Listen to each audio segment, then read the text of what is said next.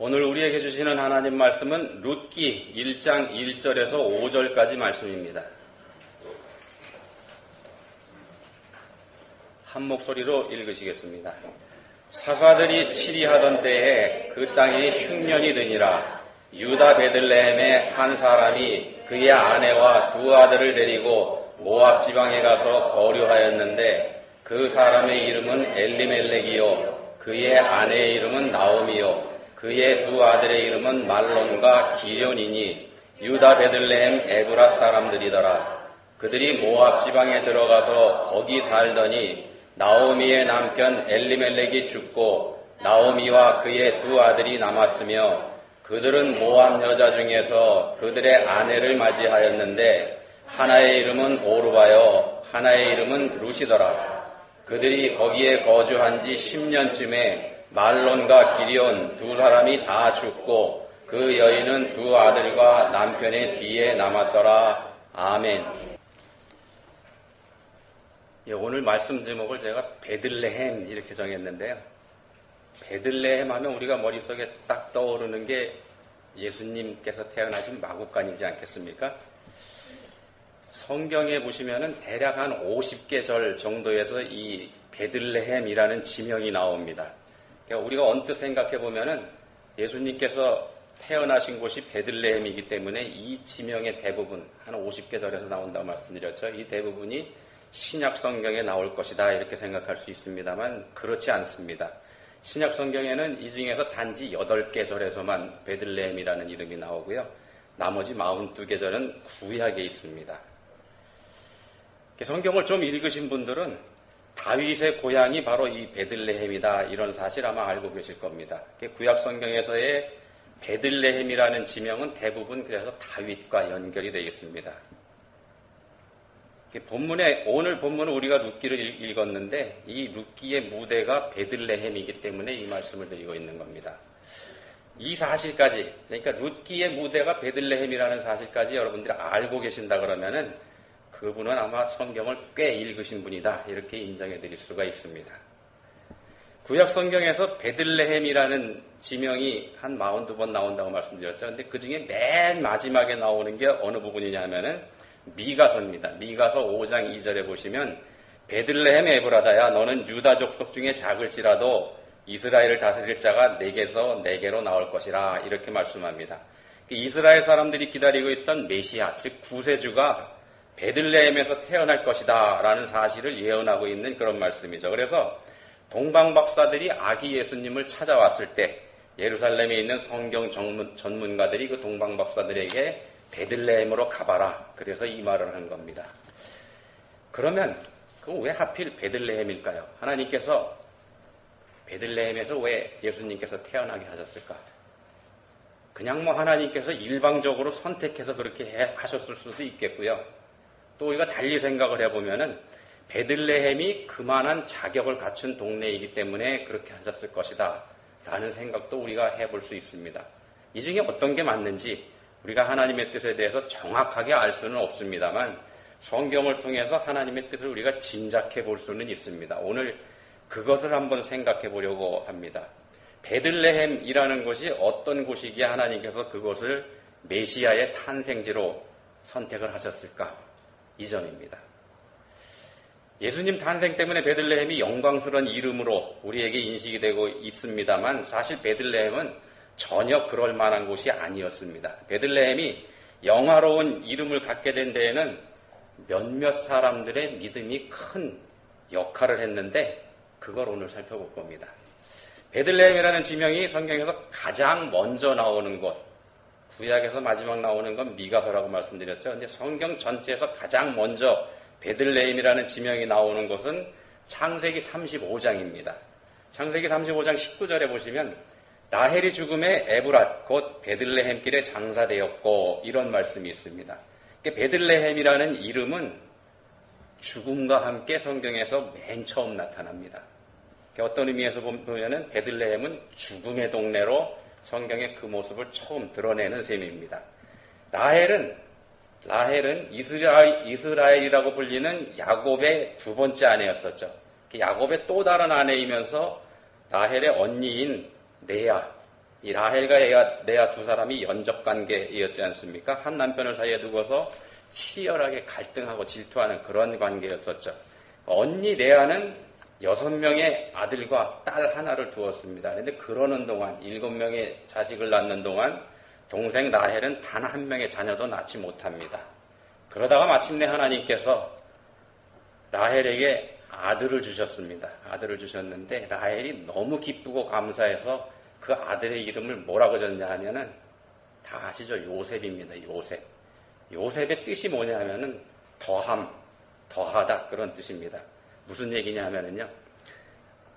더 달라는 뜻입니다. 아들을 낳자마자 이 라헬이 한 얘기가 뭐냐 하면은 아들 하나 더 이겁니다. 언니에 대한 질투심이 얼마나 대단했는지 우리가 이걸 통해서도 알아볼 수 있습니다. 라헬의 소망이 그만큼 간절했습니다. 아이에 대한 소망이요. 그랬더니 하나님께서 그 소망을 가력하게 여기셔가지고 아들 하나를 더 주셨습니다. 정말로 또 하나의 아들을 더 낳게 되는데 그만 그 아들을 낳으면서 라헬은 이 세상을 떠나고 맙니다. 질투 때문에 생긴 욕심이 결국 죽음을 불러오고 만 겁니다. 그리고 그 라헬이 장사되는 장면에서 처음으로 이 베들레헴이라는 이름이 성경에 등장하고 있는 겁니다. 이처럼 그다지 좋지 않은 인상으로 성경의 모습을 드러낸 베들레헴은 세월이 흘러가면서 이것도 좋지 않은 모습이었는데요. 점점 더 악한 모습으로 나타납니다. 사사기 17장에 보시면은요. 에브라임에 살고 있는 미가라는 사람이 등장을 합니다. 상당한 부자였습니다. 이 사람이 돈이 많기 때문에 은으로 신상을 만들어서 집에다 모십니다. 그리고는 신상을 만들었으니까 거기다 제사 지냈겠죠. 그런데 그리고서는 일자리를 찾아서 자기 집에 우연히 들른 레위인 청년, 이 사람을 자기 집 제사장으로 고용합니다. 자기네 집 제사장입니다. 미가라는 사람은 이제 돈도 많겠다. 집에 신상도 모셔두었겠다. 더군다나 거기에다가 제사장까지, 자기 개인 집을 위해서 제사 지낸 제사장까지 자기가 다 거느리게 됐습니다. 부러울 게 하나도 없습니다. 그렇지 않겠습니까? 그래서 사사기 17장 13절에서 미가가 이렇게 얘기합니다. 레위인이 내 제사장이 되었으니 이제 여호와께서 내게 복 주실 줄을 아노라. 우리가 보기엔 많이 받았지 않습니까? 근데 이제부터 진짜 복 주실 거다 이렇게 얘기합니다. 근데 이 대목이 좀 이상하지 않습니까? 이 장면을 요즘 상황에 비추어서 요즘 상황으로 우리가 만들어서 보면은 마치 이런 상황하고 똑같습니다. 어떤 돈 많은 사람이 금으로 하나님을 만들어 놓고 자기 집에 모셨습니다. 하나님을 만들어서. 그리고 자기 집만 전담해서 예배드리는 목사님을 한 사람 고용했습니다. 이 상황입니다. 그리고는 내가 이렇게까지 했으니 하나님께서 내게 복 주셔야 한다. 이렇게 얘기하고 있는 상황하고 똑같습니다. 이상하죠? 이것도 이상한데 그 집에서 더 이상한 일이 벌어집니다. 바로 그 집에 고용되어 있던 레위인 청년 제사장이 더 좋은 대우를 약속해주는 단지파 사람들에게 유혹이 돼서 그 집에 그 신상, 은으로 만든 신상을 가지고 가버립니다. 그러면서 이 사람이 뭐라 그러냐면 사사기 18장 20절에 이 청년 제사장이 한 말이 나오는데 그 사람에 대한 얘기가 나옵니다. 그 제사장이 마음에 기뻐하여 그들을 따라갔다. 더 좋은 대우를 해주겠다니까 즐겁게 따라간 겁니다. 신나게 남의 거 들고. 있을 수 없는 일이지 않습니까? 배은망덕이기도 하고요. 이 레위인 청년이 바로 베들레헴 출신입니다. 개인이 제사장을 고용하는 일도 그렇고 하나님께서 만들지 말라고 하신 우상을 만든 것도 그렇고 거기에 자신을 고용한 사람을 기쁘게 배반하는 제사장까지 보면서 우리는 혼란스러움을 느끼지 않을 수 없습니다. 이런 일이 베들레헴 출신의 레위 청년을 중심으로 해서 벌어졌다는 사실은 그 청년이 베들레헴에서 성장하는 동안에 제대로 된 교육을 받지 못했다는 뜻이 됩니다. 베들레헴이 문제가 있죠. 근데 또 있습니다. 방금 말씀드린 내용이 사사기 17장과 18장에 기록되어 있는 내용입니다만 이어지는 그 다음 장인 사사기 19장에 보시면은 거기서 더 끔찍한 일이 벌어집니다. 역시 베들레헴 사람들과 관련된 일입니다. 사사기 19장 1절부터 3절 말씀이 이렇게 되어 있습니다. 이스라엘의 왕이 없을 그때에 에브라임 산지 구석에 거류하는 어떤 레위 사람이 유다 베들레헴에서 첩을 맞이하였더니 그 첩이 행음하고 남편을 떠나 유다 베들레헴 그의 아버지 집에 돌아가서 거기서 석 달 동안을 지내매 그의 남편이 그 여자에게 다정하게 말하고 그를 데려오고자 하여 하인 한 사람과 나귀 2마리를 데리고 그에게로 가매. 베들레헴 출신의 한 여자가 첩이 됐습니다. 물론 이것도 문제입니다. 그런데 그 여자가 바람을 피우고는 친정인 베들레헴으로 도망을 가버렸습니다. 남편이 여자를 찾아갔습니다. 그럼 남편이 어떻게 할까요? 근데 우리가 기대와는 달리 다정하게 말했다 그럽니다. 가관이죠. 어느 분이 아멘 하신 것 같은데. 그리고 며칠 후에 남자는 그 첩을 데리고 집으로 돌아가게 되는데 돌아가는 길에 베냐민 지역의 한 동네를 통과하게 됩니다. 그 동네에 들어갔을 때 그 동네 남자들이 동성연애 하자고 덤벼듭니다. 그러자 이 남자가 그 첩을 그 남자들한테 내줍니다. 그리고 밤새 혹독하게 당한 그 여자는 죽고 맙니다. 이에 남자가 그 여자의 자기 첩이죠. 저 여자의 시신을 집으로 가지고 가서 토막을 냅니다. 죄송합니다. 그렇게 해가지고 이스라엘의 모든 지파에게 한 토막씩 보내서 이 만행을 고발합니다. 그랬더니 이스라엘 전 지파가 들고 일어납니다. 이거 그대로 내버려두면 안 되겠다. 그 불량한 사람을 벌줘야 되겠다. 그러면서 베냐민 지파 사람들이거든요. 베냐민 지파에 연락해서 내놓으라 그럽니다. 그랬더니 이 베냐민 지파 사람들이 그 불량배를 두둔하고 나섭니다. 이렇게 되니까 베냐민 지파하고 다른 나머지 지파들 사이들 간에 전쟁이 일어납니다. 베냐민 지파의 주장은 요즘 우리가 얘기하는 걸로 하면은 그건 그 사람들의 선택의 문제일 뿐이지 우리가 개입할 문제 아니지 않느냐. 이렇게 해서 11대 1로 싸우니까 베냐민 지파가 거의 멸절 위기에 당하게 됩니다. 한마디로 말씀드리면요. 뭐가 뭔지 잘 모르는 일이 벌어지고 있는 건데 그 중심에 바로 베들레헴 사람들이 개입이 되어 있다는 겁니다. 그런 이야기로 이 사사기라는 책이 마무리가 됩니다. 근데 그렇게 마무리가 되는 이 사사기가 그런 사사시대를 사사기 자체에서 뭐라고 평가하고 있는가 하면 이렇게 평가합니다. 그때의 이스라엘의 왕이 없으므로 사람이 각기 자기 소견에 옳은 대로 행하였더라. 사사시대는 자기 마음대로 하는 그런 시대였습니다. 자기 생각에 옳다고 생각하면 그대로 행동하는 그런 시대였습니다. 우리가 살고 있는 지금 이 시대하고 닮았다는 생각 드시지 않습니까? 우리는 이걸 민주주의, 자유, 인권, 권리 이런 말들로 포장해서 그게 마치 가장 완전한 것이고 또 우리가 가장 존중해야 하는 가치인 것처럼 그렇게 생각하고 말하고 있습니다만 그래서 자신의 생각과 뜻대로 말하고 행동하는 세상을 우리 스스로 만들어가고 있습니다만 이런 세상은 사실은요. 자기 소견에 옳은 대로 행하며 살았던 사사시대와 다를 것이 없는 세상입니다. 사실은 뭐가 바른 건지 잘 모르는 세상이라는 말씀입니다.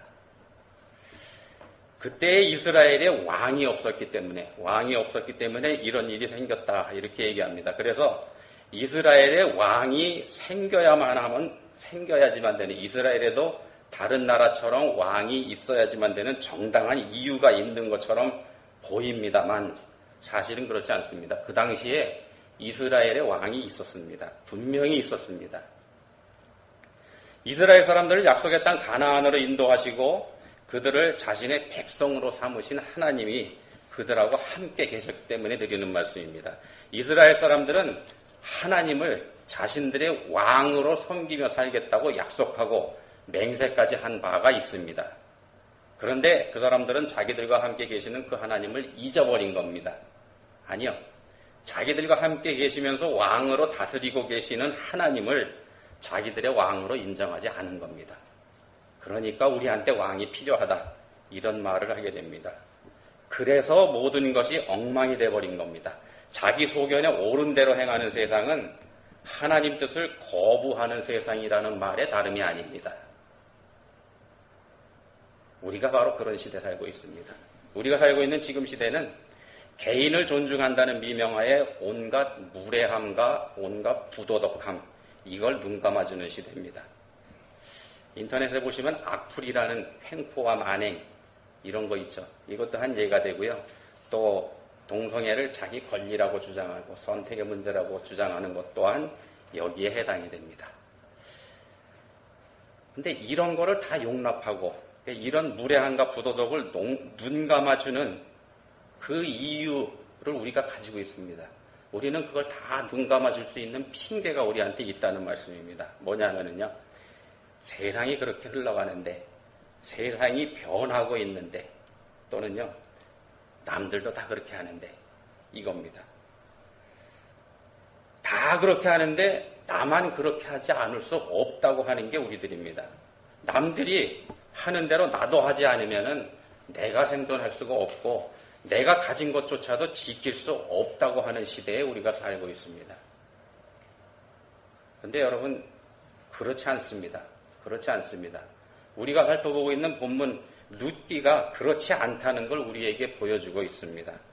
앞에서 사사기의 마지막 장면이 베들레헴 사람들과 관련된 불미스러운 일들로 넘치는 장면을 우리가 보았었는데요. 베들레헴은 문제를 일으키는 사람들이 살고 있는 동네인 셈이었습니다.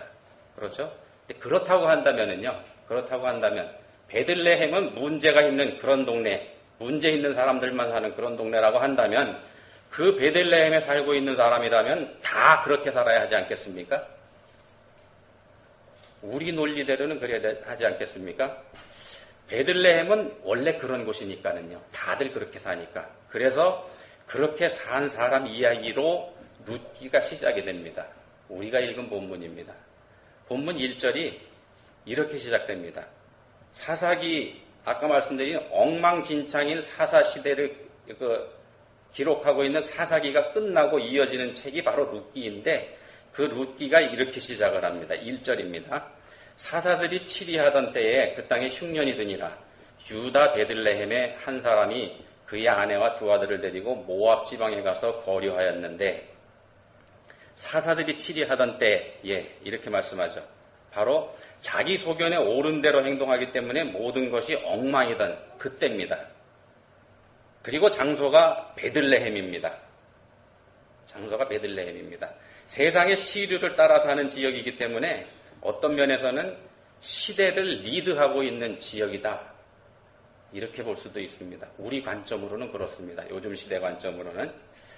그 베들레헴에 흉년이 들었습니다. 그러자 엘리멜렉이라는 사람이 그 흉년을 피해서 모압 땅으로 가버립니다. 요단 동편에 있는 모압 땅은 어지간한 가뭄에도 큰 영향을 받지 않는 그런 지역입니다.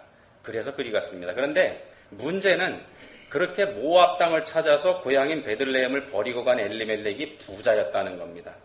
이 사람 부자였습니다. 룻기 1장 21절에 보시면은 엘리멜렉의 아내인 나오미가 내가 풍족하게 나갔더니 이런 고백을 합니다. 근데 빈손으로 돌아왔다 그러죠.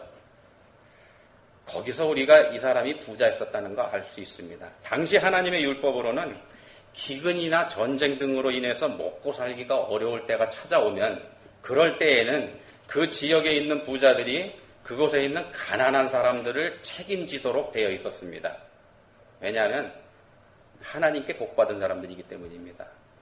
하나님께 복받은 사람들이기 때문에 그 받은 복을 불쌍하고 가난한 사람들을 위해서 나누어줄 의무를 율법에서 정하고 있었기 때문입니다. 그렇지만 엘리멜렉은 그 의무를 지기가 싫어서 다른 나라로 가버린 겁니다.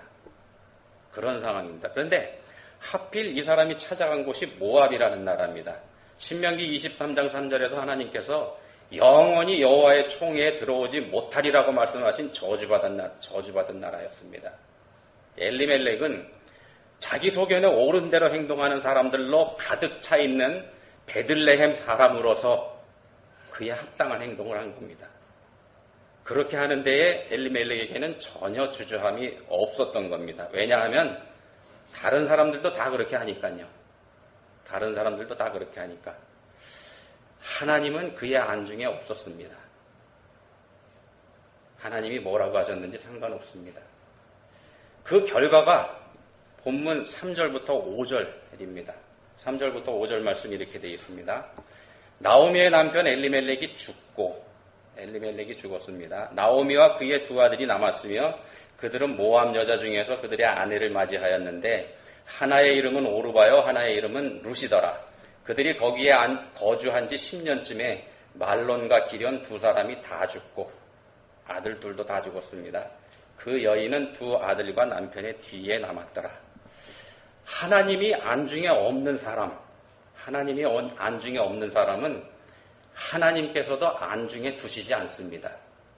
보호해 주시지 않으십니다. 하나님께서 전혀 보호해 주시지 않으시니까 이런 끔찍한 일이 벌어집니다. 하나님을 무시하는 베들레헴 사람으로서 산 결과입니다. 그런데 그런 베들레헴에 반전이 일어납니다. 그 중심에 모압 여인 룻이 있습니다. 룻은 저주받은 모압이 저주받았다고 앞에서 금방 말씀드렸죠. 그 모압 출신 여인입니다. 그 이방 여인 룻이 하나님을 바라봅니다. 룻기 1장 16절 말씀 이렇게 되어 있습니다. 룻이 이르되 내게 어머니를 떠나며 어머니를 따르지 말고 돌아가라 강건하지 마옵소서. 어머니께서 가시는 곳에 나도 가고 어머니께서 머무시는 곳에서 나도 머물겠나이다. 어머니의 백성이 나의 백성이 되고 어머니의 하나님이 나의 하나님이 되시리니. 어머니의 하나님이 나의 하나님이 되시리니. 룻은 친정으로 돌아가라고 권하는 시어머니의 권유를 거부하고 자신은 시어머니와 함께 하나님을 섬기겠노라 이렇게 얘기하고 있는 겁니다. 그리고 그 시어머니를 따라서 전혀 가보지도 않았던 베들레헴으로 옵니다. 베들레헴 토박이들하고는 전혀 반대이지 않습니까? 그리고 그 룻과 함께 그 베들레헴을 일으켜 세우는 사람이 보아스라는 사람입니다. 보아스는 원래 베들레헴 사람입니다. 이 사람은 베들레헴에서 나서 자란 사람이죠. 그런데 그 보아스가 룻과 더불어서 베들레헴의 문화와는 전혀 다른 선택을 하게 됩니다. 엄청난 재산적인 손해를 무릅쓰고 나오미의 집안을 다시 일으켜 세워주겠다고 이 사람이 나섭니다. 경제적으로 큰 손실입니다. 보아스 자신은 타락하고 파렴치한 베들레헴 문화에서 나서 자란 사람입니다. 그래서 그가 자기 속에는 옳은 대로, 즉 하나님을 무시하는 행동을 한다고 해도 누가 뭐라 그럴 사람은 없습니다. 그렇지만 보아스는 자기 자신의 왕이 돼서 자기 마음대로 하기보다는 하나님께서 자신의 왕이심을 인정하고 하나님께서 정해주신 규례를 따라서 친척인 나오미의 집안을 회복시키는 역할을 스스로 떠맡은 겁니다. 자신에게는 손해만 되는 그런 일입니다. 이건 마치 우리 예수님께서 자신은 버리고 우리 죄인들을 위해서 스스로 당신 자신을 십자가에 내어놓으신 것과 똑같습니다. 룻과 보아스는 온 세상이 다 그런데 다 남들이 그렇게 하는데 이런 핑계 대지 않았다는 말씀입니다. 그리고 그렇게 하나님을 자기 자신의 주인이며 왕으로 인정한 이 두 사람을 통해서 그 파렴치했던 땅 베들레헴은 위대하고 거룩한 땅으로 거듭나게 됩니다. 이 두 사람이 다윗의 증조부모가 됩니다. 이들의 증손자인 다윗에 의해서 베들레헴이 전혀 새로운 모습으로 거듭나게 된다는 말씀입니다. 그리고 마침내 구약 성경에서 아까 말씀드린 것처럼 마지막에 이 베들레헴이라는 지명이 거론될 때에 이 베들레헴은 장차 메시아가 태어날 위대한 땅으로 변화가 되어 있게 됩니다. 여러분들은 환경에 대한 핑계 얼마나 대면서 살고 계십니까? 내 부모 때문에 내가 요 정도밖에 되지 못했고, 내 남편 때문에 내가 이 지경이고, 내 아내 때문에 내가 요것밖에 할 수 없다. 이렇게 말씀하고 계시진 않으시는지요? 또 내게 손해를 준 그 아무개가 아니었으면 내가 지금 이 지경으로 되어 있지는 않을 것이다. 이렇게 말씀하고 계시지는 않으신지요? 우리가 그렇게 말하죠. 아니어도 가끔씩은 합니다. 그죠? 가끔 우리가 그런 말 하는데 그렇게 말하는 우리들의 속내에는 그런 환경을 내게 주신 하나님에 대한 원망이 녹아 있다는 겁니다. 아담이 책임을 하와에게 미루면서 슬쩍 하나님을 원망했던 것처럼 말입니다. 그래서 우리는 하나님께 우리에게 주어진 이 못된 환경을 바꾸어 달라고 하나님 앞에 자신 있고 당당하게 기도할 수가 있는 겁니다. 하나님이 책임지셔야 한다고 우리가 그래서 주장합니다. 그렇지만 오늘 우리에게 주신 룻기 말씀은 그런 모든 것들이 우리에게 핑계가 될 수 없다는 걸 가르쳐줍니다. 우리의 환경이 바뀌어야 되는 게 아니라 우리가 바뀌어야 한다는 걸 우리에게 말씀하고 있습니다. 우리가 바뀔 때 우리에게 주어진 환경은 그것이 비록 모질고 못된 환경이라고 할지라도 우리에게 선하게 역사하게 된다는 말씀입니다. 악한 것일지라도 선하게 역사하게 됩니다. 환경이 바뀜으로 인해서 내가 은혜를 받는 거 아닙니다. 내가 은혜를 받음으로 인해서 우리의 환경이 바뀌게 되는 겁니다. 그 은혜, 그러니까 하나님께서 주시는 은혜는 우리가 하나님을 나의 주인이시며 나의 왕으로 인정하고 그분의 말씀에 순종하면서 따를 때 받게 되는 것이 그 은혜입니다. 이런 은혜 다 받는 여러분들 되시기를 축원합니다. 하나님 아버지, 부족하고 미련한 저희들은 남의 탓하기 좋아합니다. 저희가 악한 환경에 처한 것이 남의 탓이라고 생각하고 또한 그런 환경에 저희를 밀어넣으신 하나님을 원망합니다. 그렇지만 그렇지 않음을 알게 해주셨습니다. 이제는 환경이 저희에게 순한 모양이 되기를 바라기보다는 저희가 하나님 앞에 순한 사람이 될 수 있기를 원합니다. 하나님을 왕으로 섬기는 저희 모두가 될 수 있기를 간절히 소원합니다. 저희를 도와주십시오. 예수님 이름으로 기도합니다. 아멘.